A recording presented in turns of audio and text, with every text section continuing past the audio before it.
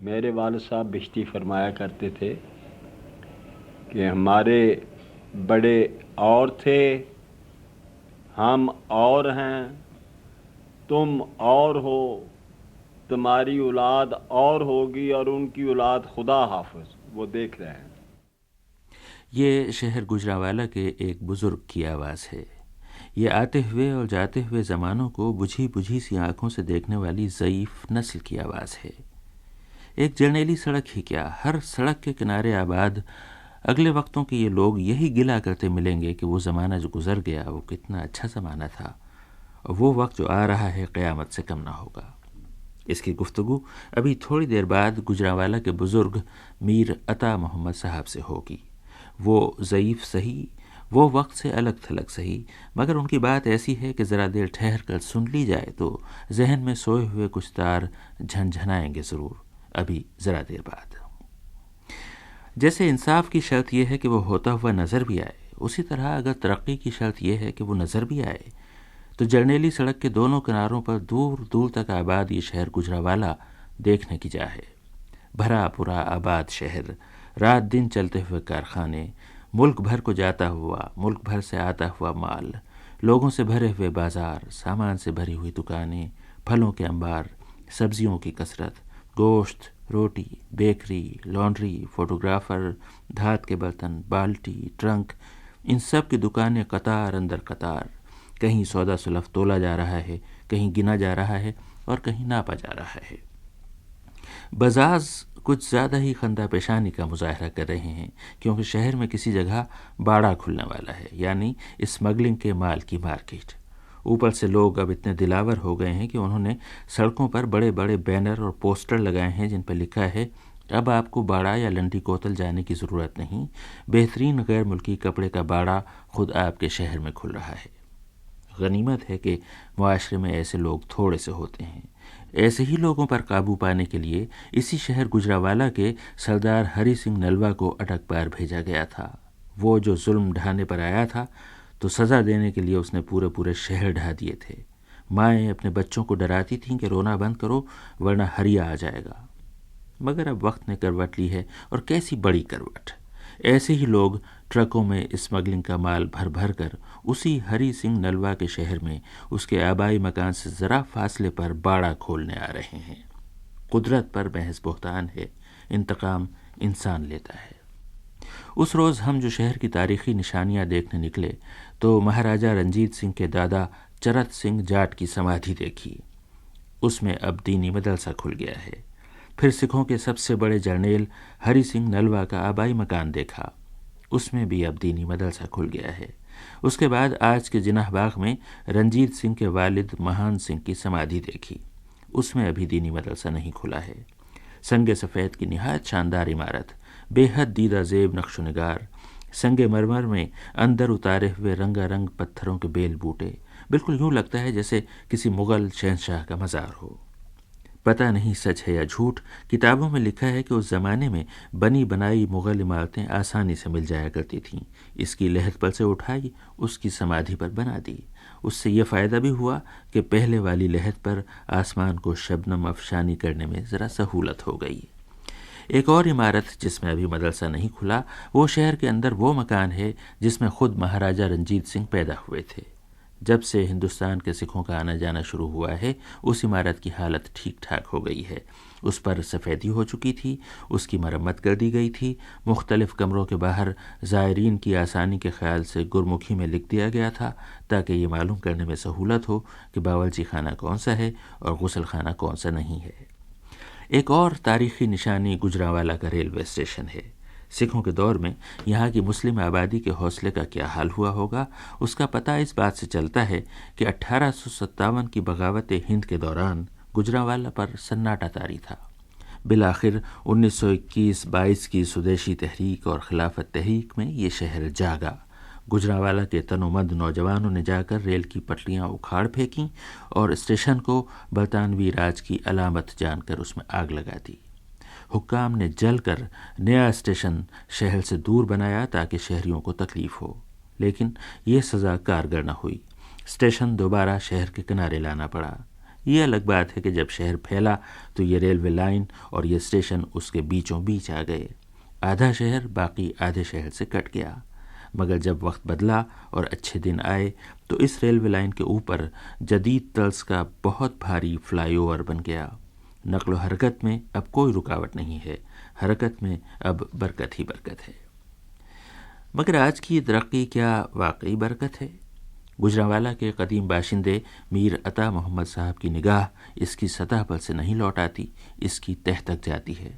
وہ خود، ان کے والد اور ان کے دادا گجرانوالہ کے میونسپل کونسلر تھے. یہ کھاتے پیتے شرفا کا گھرانہ تھا. میر عطا محمد صاحب اب 80 برس کے ہو رہے ہیں. کوتوالی بازار میں اپنے قدیم لیکن عمدہ مکان میں بیٹھے وہ باتیں کر رہے تھے، کبھی آج کے دور کی اور کبھی اس زمانے کی جسے وہ ہمارا زمانہ کہتے تھے. میں نے پوچھا کہ آپ کے زمانے میں شہر گجرانوالہ کیسا تھا؟ یہ شہر جو تھا یہ ایک قصبے جیسا شہر تھا. اب تو یہ شہر بن گیا. تقریباً دروازوں کے باہر کوئی شاذ و نادر مکان نظر آتا تھا. اب تو یہ باہر کئی میلوں تک پھیل گیا ہے. پتہ نہیں لگتا یہ کتنا بڑا شہر ہے. میں تو اب کسی جگہ چلا جاؤں تو مجھے پتہ ہی نہیں لگتا کہ کہاں آ گیا ہوں. تو یہاں جو باشندے تھے ان کا عام طور پہ روزی کا ذریعہ کیا تھا؟ ان کا روزی کا ذریعہ بالکل آج کل کے برعکس تھا. ان کا روزی کا ذریعہ انتہائی ایماندارانہ اور بہت سلجھے ہوئے انسان. رات کو بڑے آرام کی نیند سونا، صبح آرام سے اٹھ کر کام پر جانا، نہ کوئی فکر نہ فاقہ. اب ارب پتی انسان کو بھی رات نیند نہیں آئے گی اور نہ آتی ہے. میرے والد صاحب بشتی فرمایا کرتے تھے کہ ہمارے بڑے اور تھے، ہم اور ہیں، تم اور ہو، تمہاری اولاد اور ہوگی اور ان کی اولاد خدا حافظ. وہ دیکھ رہے ہیں، سب دیکھ رہے ہیں کہ جس طرح کا یہ وقت پاس ہو رہا ہے جی، کوئی آرام کی نیند یا چین سے بیٹھا ہوا ہے. آج تو کروڑ پتی بھی ہوگا وہ بھی بے چین ہے. کس وقت سے آپ کا خیال ہے کہ یہ تبدیلی آئی ہے؟ کون سا زمانہ تھا جب یہ پارٹیشن کے بعد تبدیلی آئی ہے. اس سے پہلے بالکل صحیح معاملہ تھا. یہ تبدیلی پارٹیشن کے بعد اس وقت آئی ہے جس وقت خاندانی انسان نیچے ہو گیا اور نیچے والے اوپر آ گئے. پیسے کی بہتات نے یہ بیڑا غرق کر دیا. اچھا، ہندو اور سکھ آبادی کیسی تھی آپ کے شہر کی؟ مسلمانوں کے ساتھ، ہندوؤں کے ساتھ، سکھوں کے ساتھ بیاہ شادیوں میں تمام نے، مسلمانوں نے بھی شامل ہونا، عیسائیوں نے بھی شامل ہونا، سکھوں نے بھی شامل ہونا، ہندوؤں نے بھی شامل ہونا. اور اس وقت ایک تنبول کا رواج تھا. وہ شادی کے اوپر بچی کی ہو بچے کی ہو تو وہ تنبول کے طور پر کسی نے روپیہ دے دیا، کسی نے 2 دے دیے، کسی نے بس اتنا ہی ہوتا تھا، کسی نے 3 دے دیے. کیونکہ اس وقت تو جو 30 روپے کماتا تھا وہ گھر کا خرچ پورا ہو جاتا تھا مہینے کا.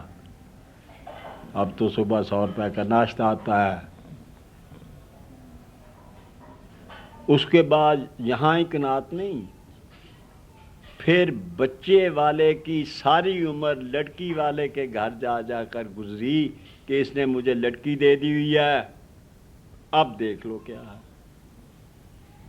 وہ زمانہ اور یہ زمانہ منہ سے مانگتے ہیں کتنے لاکھ دو گے پھر تمہاری لڑکی لیتے ہیں. اس وقت کیا تھا؟ ایک گھر میں عام طور پر کتنے بچے، کتنے بھائی بہن ہوا کرتے تھے؟ فیملی کا سائز کیا ہوا کرتا تھا؟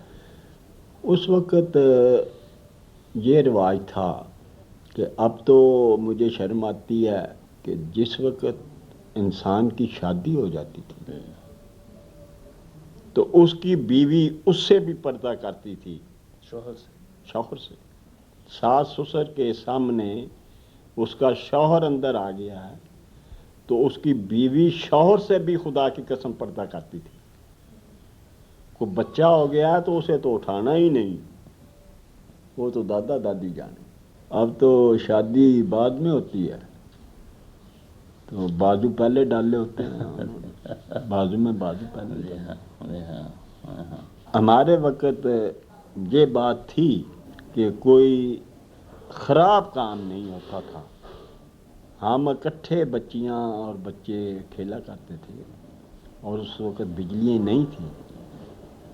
کسی گھر میں سو رہے ہیں سب لڑکیاں اور لڑکے، کسی گھر میں رات کو سو رہے ہیں، باقی تمام محلے والے اطمینان سے سو گئے ہیں کہ بھائی وہ کھیلتے کھالتے کسی جگہ سو گئے. بہت اچھا زمانہ تھا وہ. اور ملنا جلنا کیسا تھا؟ ہولی، دیوالی، عید، بقرعید یہ کس طرح ہوتی تھی؟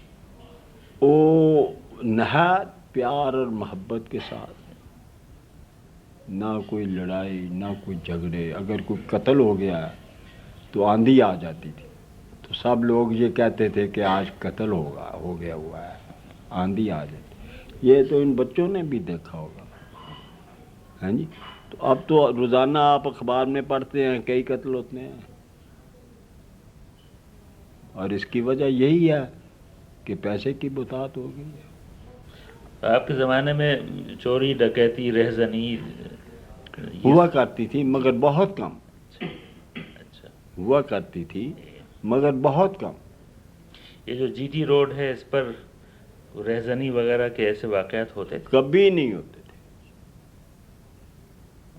چوریاں وغیرہ گھروں میں ہوتی تھیں بہت کم. ایسی ڈکیتیاں وغیرہ روڈز پر تو کبھی بھی نہیں ہوتی اور نہ کبھی سنی تھی. نہ کو اس وقت میرے وقت میں بھی کوئی لاری یا ٹرک یا کوئی کسی کے پاس یہاں پر گجرانوالہ میں صرف ایک فلیچر سیشن جائی تھا، اس کے پاس کار تھی، اور ایک صلاح الدین کے پاس کار تھی. اچھا، تو لوگ کیسے سفر کرتے تھے اس زمانے میں؟ گاڑی میں. اچھا، یہ جو بیل گاڑی ہوتی ہے نا، جی، اس پر مال جاتا تھا، لاہور امرتسر وغیرہ زیادہ ان پر جاتا تھا. 2-3 دن کے بعد لویا لاہور سے آ رہا ہے، ان پر کوئی فروٹ آ رہا ہے، کوئی یہاں سے جا رہا ہے، کوئی آ رہا ہے. یہ بیل گاڑی. جی ٹی روڈ کتنی چوڑی تھی اس وقت؟ 10 فٹ. مگر وہ تھی چھوٹے روڈوں کی بنی ہوئی، ہاں جی. تو ایک وہ یہاں تو اس کو درمٹ کہتے ہیں، اس سے کٹائی ہوتی تھی ہاتھوں سے. یہ انجن وغیرہ نہیں ہوتے تھے. ہاں، یہ بھی میں نے دیکھا. اچھا، اس کی مرمت وغیرہ ہوتی رہتی تھی؟ ٹوٹ پھوٹ بہت اچھی مرمت ہوتی تھی اور ٹوٹ سکتی نہیں تھی نا. لکڑ کے پہیے ہوتے تھے بیل گاڑی کو، تو اس سے کیا سڑک ٹوٹ رہا ہے. گھوڑیوں پر سواریاں لوگ عام کرتے تھے، اس سے کیا سڑک نے ٹوٹنا ہے. سنا ہے لوگ پیدل بھی سفر کرتے تھے؟ انتہائی بہت زیادہ پیدل سفر کرتے تھے. 5-5 10-10 12-12 15-15 میل تو سفر کرتے تھے سائیکل پر. میرے بھائی کئی دفعہ لاہور سے آئے، میں کئی دفعہ لاہور 1-2 دفعہ گیا خود بھی سائیکل پر. ہاں جی، 42 میل. راستے میں کھانے پینے کا سامان، پانی وغیرہ یہ سہولتیں؟ یہ اتنی سہولتیں تھیں کہ اگر کسی گاؤں میں چلے گئے ہیں، میں ٹھیکیداری کا کام کرتا تھا، کسی گاؤں میں چلے گئے ہیں تو وہاں کے آدمیوں نے یہ کہا کہ اپنی روٹی کا انتظام نہ کرنا. واہ واہ، روٹی ہم بیٹھے. واہ واہ. تو یہ جو دیہات تھے، گاؤں چھوٹے، وہاں کس قسم کی زندگی، کتنی آبادیاں ہوا کرتی تھیں، کیسی زندگی گزارتے تھے، کیا ذریعہ آمدنی کیا تھا؟ ان کا ذریعہ آمدنی زمین تھی. زمین کی پیداوار سے ان کا گزران تھا اور بہت اچھا ان کا وقت پاس ہو جاتا تھا اس کی کمائی سے. کچے کوٹھے وغیرہ ہوتے تھے.